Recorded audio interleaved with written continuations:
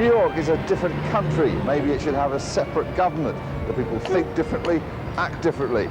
So said Henry Ford. And I reckon he had a point. Like I said, only in New York. And carving its way through the heart of Manhattan like some social compass pointing to high fashion is Fifth Avenue and shops like Tiffany's, where Sue found out just how much I cared for her. Quite a bit, looking at what was left in my wallet. London has Bond Street and Knightsbridge, Paris the Champs-Élysées, and Rome the Via Veneto. New York has Fifth Avenue, and the people here have made shopping into a fine art. Here the city shows off to the rest of America and the world, audacious, glitzy, ritzy, but still holding on to old world elegance. The retail queen has to be Bloomingdale's, a minor institution most New Yorkers couldn't do without. It's beginning to look a lot like Christmas everywhere you go. And if you've only time for one department store on your visit, this has to be it. And what an insight into how they do Christmas stateside. It's beginning to look a lot like Christmas. Toys in every store. But the prettiest sight to see is the holiday movie on your arm. That's great. Yes. Thanks very much. A pair of Hopalong boots and a pistol that shoots with a wish of funny. Taxi! Some things are no different to London. Food takes on another dimension here.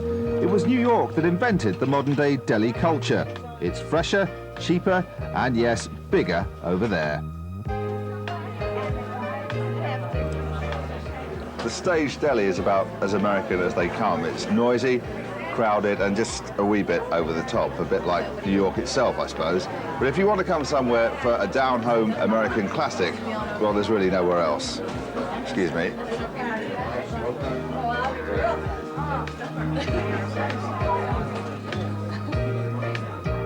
Tucked away in the midst of all of this, there's a massive urban oasis where the huddled masses kick off their Gucci loafers and relax, though they even make that look like work. Central Park is New York's favourite backyard. Each year 14 million New Yorkers use it. There are 22 playgrounds, 26 baseball diamonds, 30 tennis courts, very loud horns all over the place, an ice rink, 5 miles of jogging paths, and there's only one civilised way to see it. Is there not? The plans for the park were drawn up in 1857, but it took 16 years, $14 million, 21,000 barrels of dynamite, and the planting of 17,000 trees and shrubs to transform a rugged wilderness into the world's first major public park. It's a city that, unlike many, is loved as only the Americans can love by its citizens.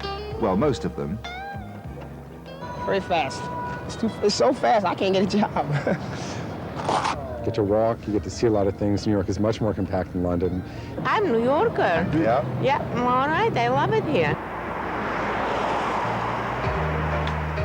A weekend in New York can only give you a taste of what this city's all about. It's moody, manic, and magical at any time of the day. Downtown, the lights shimmy and shake all night long. But you can go for a more sophisticated end to the day. The limo costs about £40 an hour, and dinner at the Plaza Athénée a wee bit more. But thrift just isn't a word New Yorkers understand. Well, if you are going to push the boat out, I don't suppose there's a better city in the world than New York in which to do it. Cheers.